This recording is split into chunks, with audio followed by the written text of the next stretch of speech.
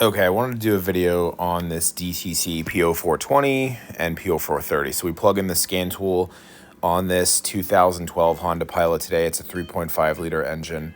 While it's fresh in my mind, I wanted to go ahead and record a video on this. So from what I understand, and I might have this wrong, but I'm just going to walk through the things that I know. And if anybody out there has any corrections for me, I would love to hear them. Right. So basically, my engine on startup relies on the fact that it knows how much fuel it is adding to the engine using its injector pulse, and it knows how much air it's adding to the engine using its mass airflow sensor. And assuming both of those things are correct, what the engine is trying to achieve is a stoichiometric ratio of 14.7 to 1 air to fuel. So it's 14.7 grams of air to 1 gram of fuel. And the engine likes that optimal ratio because that is what we call the perfect stoichiometric ratio, which means that the total number of fuel molecules and air molecules that are for optimal combustion is a 14.7 to 1 ratio.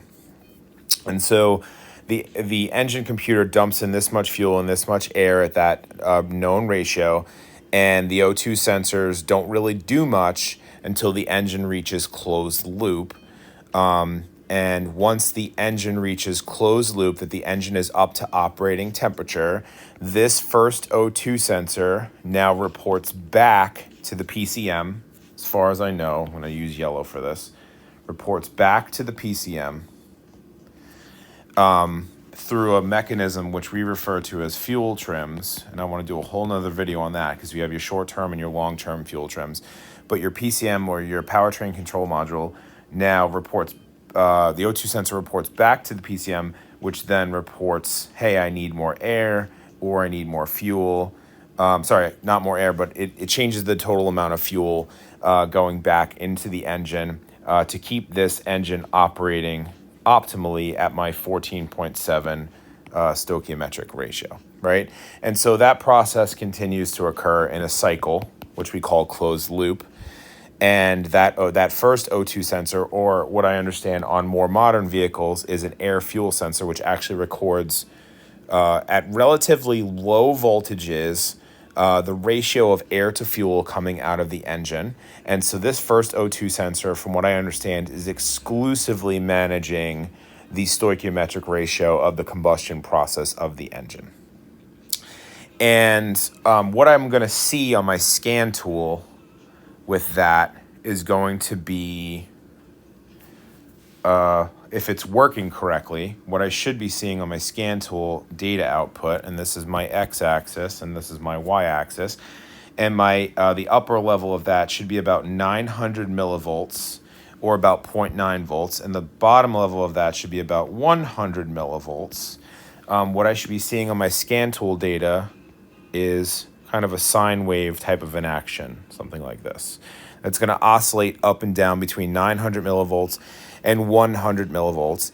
And the reason why it's not a consistent value is because, my air and fuel mixture are not precisely perfect. We're operating on PWMs.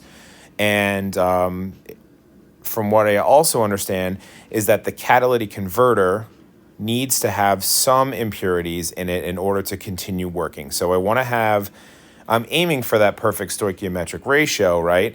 But but the computer is going to oscillate up and down in order to throw a little bit of additional fuel to keep the catalytic process going.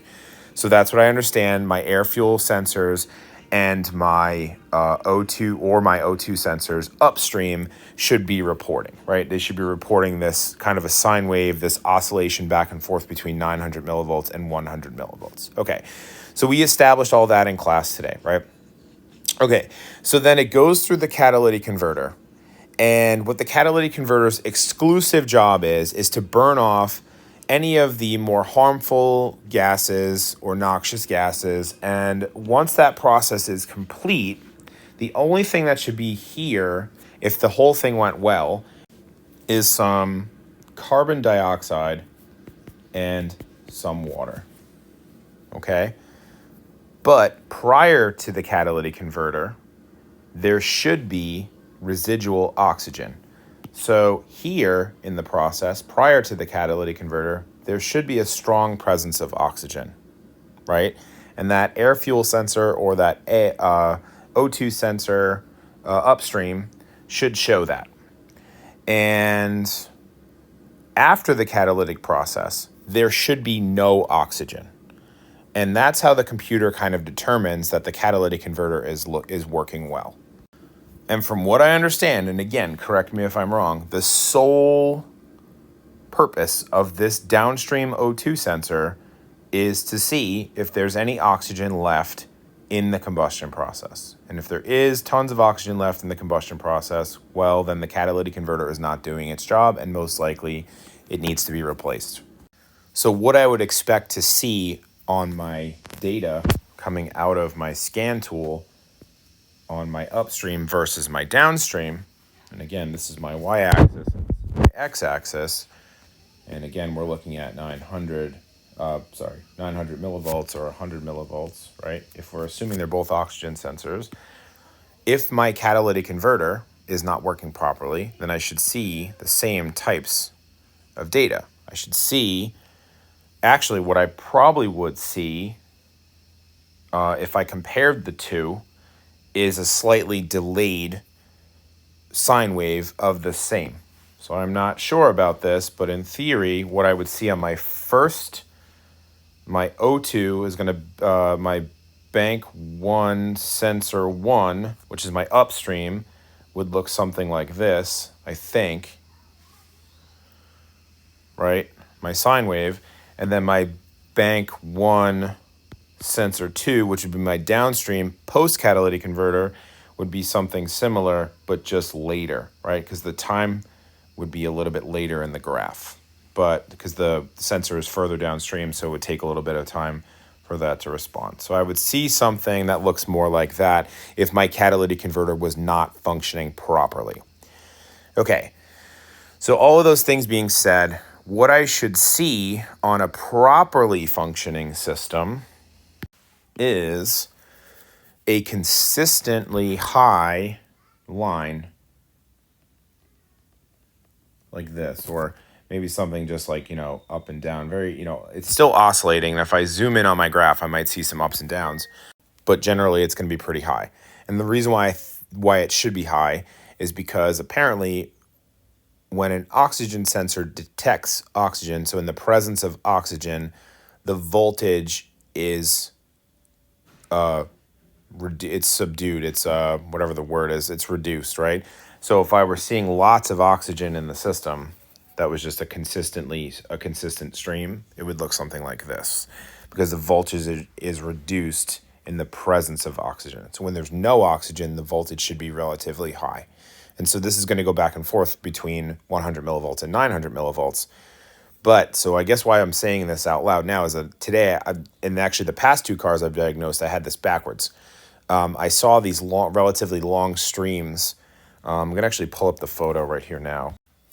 So here's the data stream that I captured today during the Honda Pilot 3.5, and I didn't get a live video of it, but I did get some quick snapshots of this. And so what I see here on my O2 sensor, bank 2 sensor 2, is not a super high voltage, but that was at this point, so that was actually down low.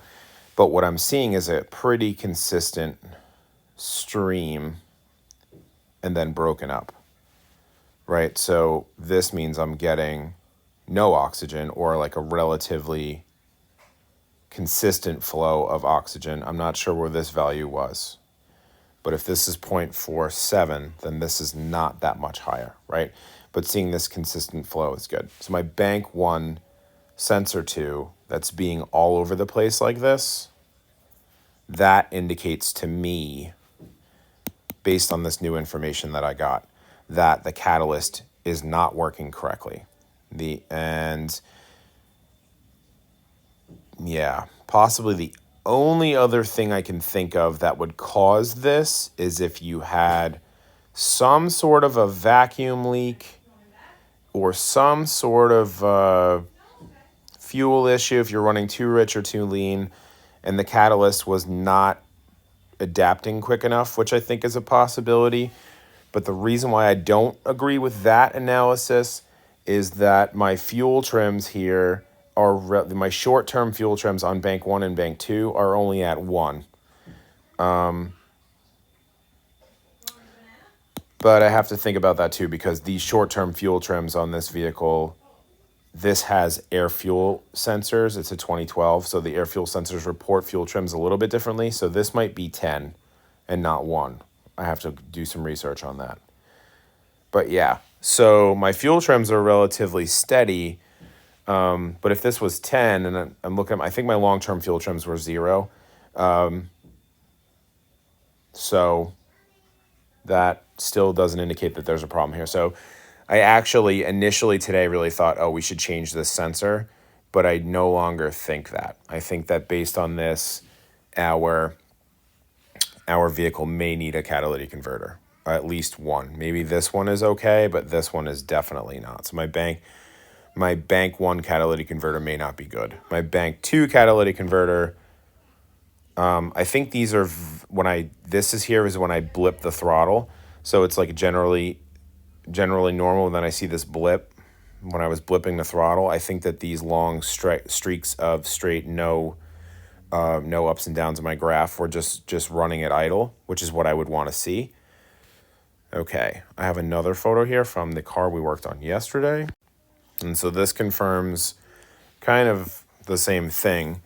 And the reason why I wanted to go back and look at this data was when this car left, this Kia Spectra left, it stunk when we started it. And actually the school, some people upstairs were complaining that they smelled gas in the school. So I'm assuming the catalytic converter wasn't working. We went ahead and changed the sensor on this because I incorrectly assumed that these long periods of nothingness were actually like a sticky sensor. But from what I understand now, this low, so this 0.4, at this point with 0.4 here, so this is probably like a 0.2 or a 0.1. That means that there was tons of oxygen present, and this car does need a catalytic converter. Yeah, so that's what I understand. So I misdiagnosed potentially 2 cars in a row, but I guess that's how it goes when you're learning, right? Okay, if you have any questions, I'm going to review this video now because I've done this pretty much in one take. So I did have to make some pauses to insert and erase some shit, and my kid was screaming for a minute, so it interrupted my thoughts a little bit, but hopefully this video was helpful to the people that were involved in this project today.